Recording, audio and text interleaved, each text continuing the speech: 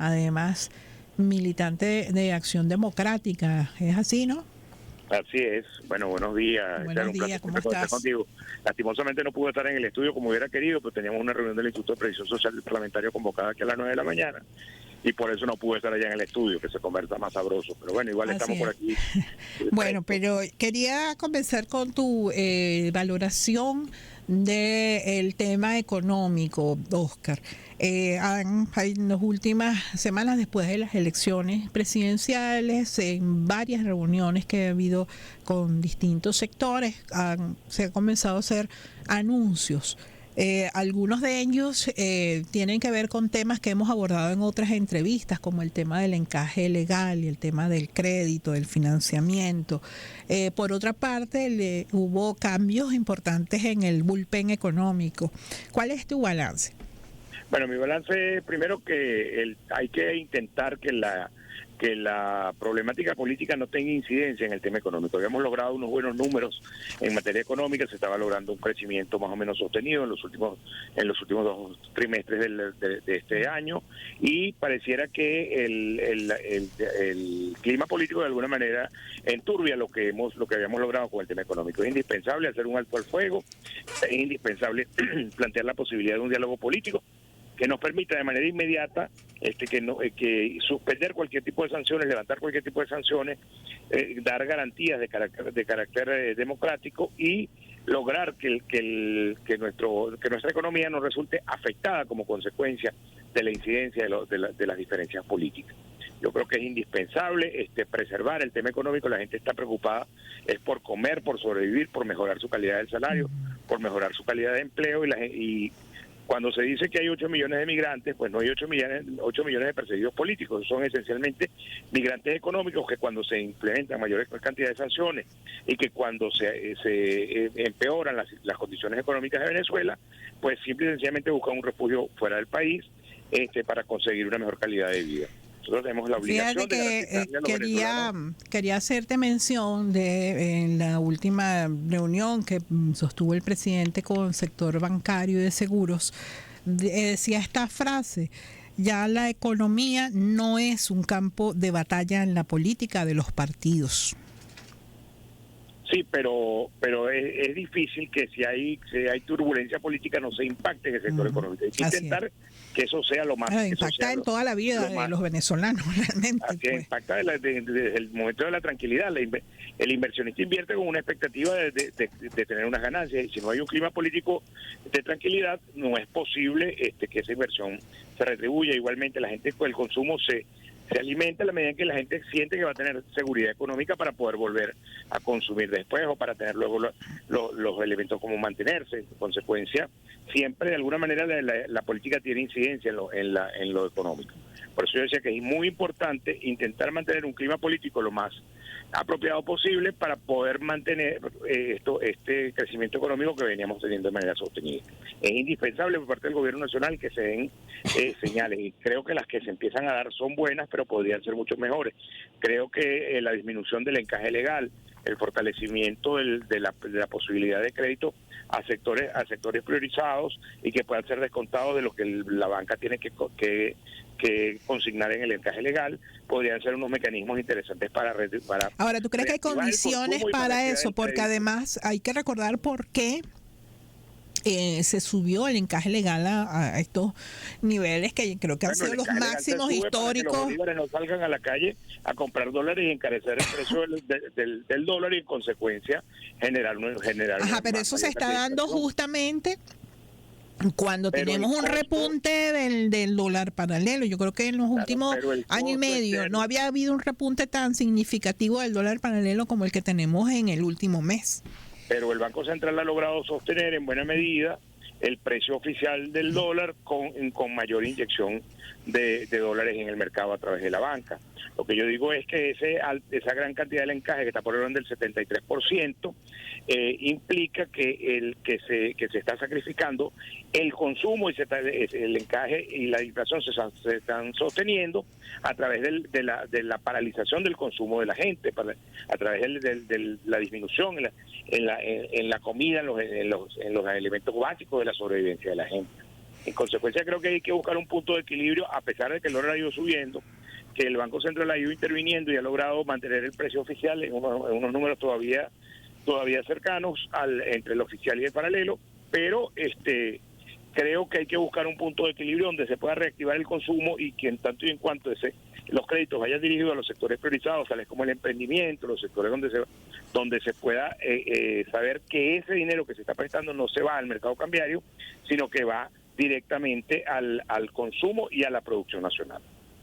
Estamos conversando con Óscar Ronderos, diputado de la Asamblea Nacional por el Estado de Nueva Esparta y segundo vicepresidente de la Comisión Permanente de Economía, Finanzas y Desarrollo Nacional.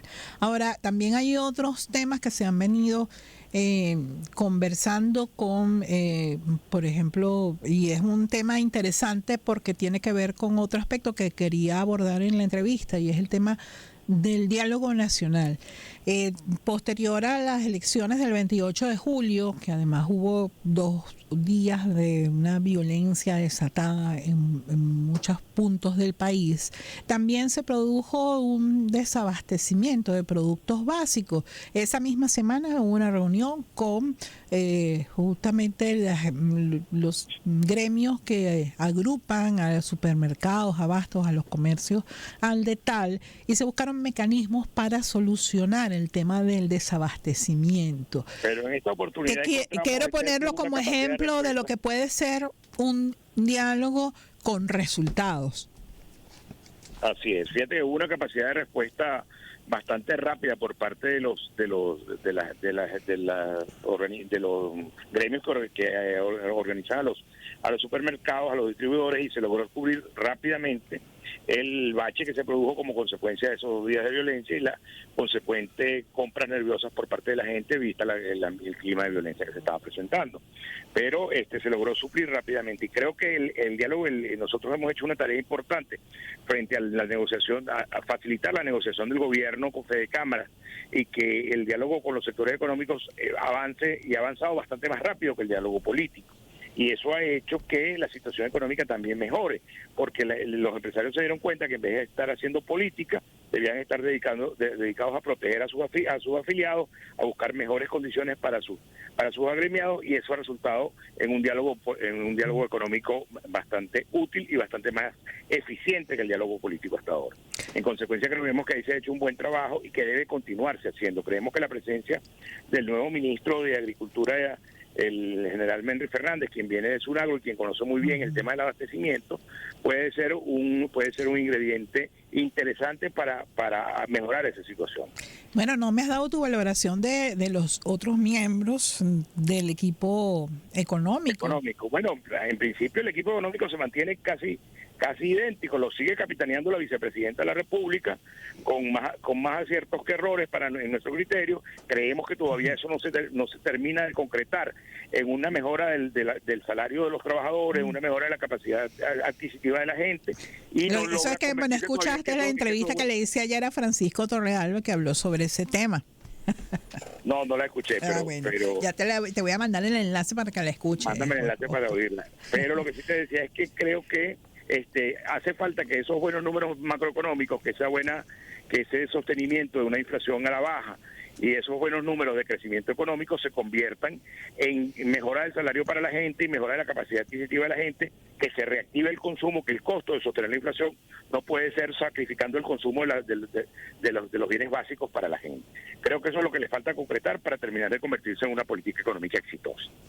Desde Acción Democrático, desde la bancada opositora en la Asamblea, ¿hay propuestas para este tema? Hay decía ayer justamente Francisco Torrealba, que se abre próximamente la consulta para la ley laboral antibloqueo.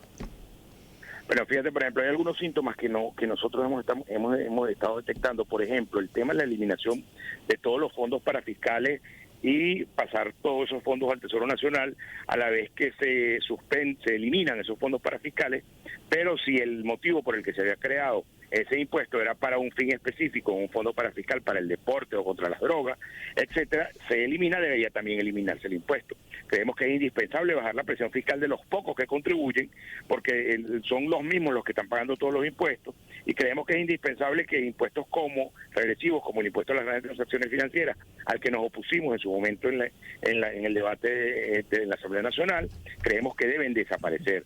Son impuestos regresivos que no deberían estar, y en la medida que ha ido mejorando el ingreso económico del Estado venezolano por el tema de la flexibilización de las sanciones y por el tema de la licencia general y luego ahora de las licencias particulares, pues podría tener un mayor incremento de los ingresos y no haría falta este tipo de impuestos de emergencia. Ojalá no vengan más sanciones, ojalá no vengan más mecanismos de restricción y de bloqueo para Venezuela, y eso no convierta definitivamente en la posibilidad de seguir creciendo en lo económico. Es indispensable también que el gobierno continúe un proceso de apertura económica para con los sectores privados, como ha venido funcionando exitosamente en el sector petrolero.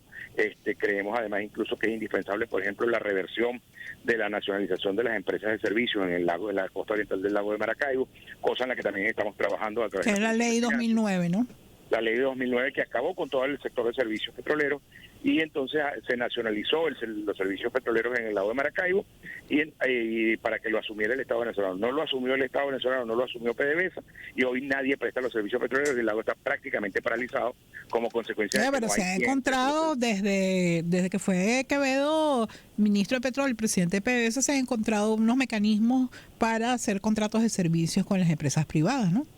Claro, pero lo que yo digo es que es indispensable dar síntomas de seguridad jurídica y devolverle a quien le fue expropiado esos bienes en el mismo estado en el que estén, o incluso están dispuestos a recibirlos en el estado en el que están, y reactivar las empresas de servicios en el lago de Maracaibo, pues entonces empiezan a llegar los socios de las empresas mixtas petroleras y no tienen quien les preste los servicios. Tienen que empezar por contratar hasta una lancha o unos buzos, etcétera, que antes estaba la empresa de servicios lista allí para prestarlo, y hoy, como consecuencia de la nacionalización, que nunca se produjo porque nunca se concretó, nunca PDVSA asumió el sector servicios completamente, no existen esos servicios en el lago. Ahora, hablando del diálogo político, y tú decías antes que ha avanzado más rápido el diálogo entre el gobierno y los sectores económicos que entre el gobierno y los sectores políticos de oposición. ¿Qué hacer? ¿Hay alguna propuesta desde Acción Democrática, desde la bancada opositora, para avanzar en el diálogo político? Nosotros estamos planteando un alto al fuego. Esa es nuestra fórmula. ¿Qué significa el alto al fuego? O sea, que asume que estamos en guerra, ¿no? Bueno, es que tenemos una guerra prácticamente no declarada. Tuvimos 2 días de violencia muy fuerte después de la elección del 28 de julio, y la elección del 28 de julio, en vez de venir a mejorar la situación política del país, lo que vino fue a complicarla más, a hacer que los extremos radicales tomaran el control y que los mecanismos de diálogo y del centro político se perdieron.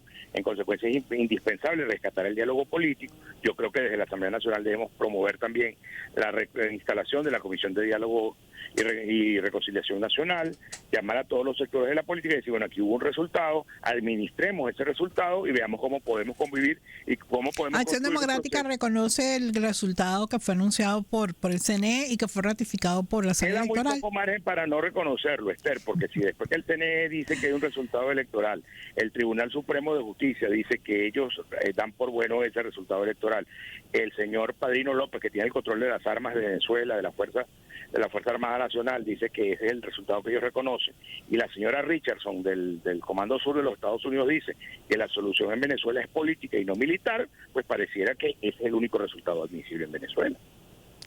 En esos términos, yo no digo que me guste o no me guste, sino que digo que ese es el resultado que hay. En esos términos, entonces... A mí me hubiera gustado que Luis Eduardo fuera presidente y yo fuera ministro. Pero eso no fue lo que ¿Hubiera ocurrió. sido ministro de qué? ¿De Economía? ¿De Finanzas? No lo sé todavía. Eso es una decisión del presidente. Claro. Pero ¿qué te decía? Que como Luis Eduardo no fue presidente, yo no voy a pegarle candela a Miraflores, ni a quemar las casas del PSUV con la gente adentro. En consecuencia, nosotros admitimos por bueno ese resultado, que es el que las instituciones del Estado venezolano han suministrado. ¿Cómo lograr que se avance en el diálogo político entonces? Bueno, un poco en parar el balón, no permitir que se siga destruyendo la situación política. Es indispensable reconstruir de aquí en adelante de la forma más sensata posible entre venezolanos. y eso hará posible que podamos convivir entre todos nosotros y rescatar el tema de la confianza en el voto, rescatar el tema de la confianza en el voto para que la gente pueda salir a votar y prepararnos para una elección del año 2023 que nos permita será del año 2025, estás atrasado. Será del año 2025, sí, es verdad, tienes razón. Que nos permita escoger gobernadores, alcaldes y Asamblea Nacional en un clima de paz y de participación política de todos los sectores. Gracias por acompañarnos. Espero que la próxima sí nos puedas acompañar en el estudio. Seguro, muchísimas gracias. Un abrazo y siempre muy sabroso conversar contigo. Era Óscar Ronderos, diputado a la Asamblea Nacional por el Estado de Nueva Esparta, militante de Acción Democrática y segundo vicepresidente de la Comisión Permanente de Finanzas, Economía y Desarrollo Nacional.